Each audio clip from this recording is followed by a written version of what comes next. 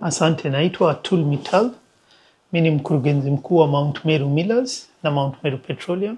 Tanzania kwa ujumla tunatumia kama tani 500,000-600 ya mafuta ya kupikia. Lakini kati ya hiyo tunazalisha sio zaidi ya tani 100,000 nchini. Tunayo ardhi, tunayo wakulima, tunayo watu, hasa vijana. Tukiweka sera zinazofaa na zinazodumu, tunaweza tukawa sio kujitegemea tu kuzalisha mafuta ya alizeti nchini, lakini pia tuka export kwenye nchi za karibu. Pia niongezee kwamba kama sisi wafanyabiashara tulilalamika kwamba kuna mafuta ya kupikia inaingia nchini kwa kupitia maboti au mabarabara zinaitwa panya ruti.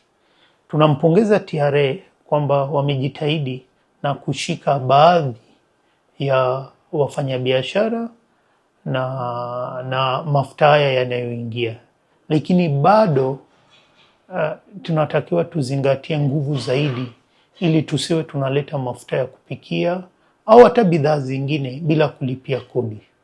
Lakini pale kodi inapostahili, tunatakiwa sisi wote tuungane tulipe kodi, sababu haya kodi yanatusaidia nchi yetu. Inasaidia kutengeneza mabarabara, inasaidia kutengeneza shule. Juzi mimi nimesafiri kwenda Dodoma na reli. Nilishangaa. Reli kama hiyo sijawahi kuliona. At least sijawahi kuliona Afrika. Na ni kitu ya faraja sana. Lakini hiyo haingewezekana bila kulipa kodi.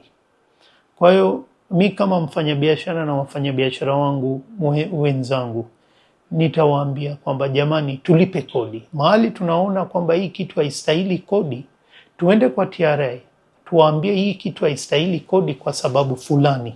Lakini kuamua kuacha kulipa kodi au kuiba kodi haitakiwi. Sababu hiyo itatusumbua sio sisi tu wenyewe, lakini pia watoto wetu. Na zaidi hatutaweza kupanua biashara yetu tukiwa tunakwepa kodi. TRA, pamoja tunajenga taifa letu.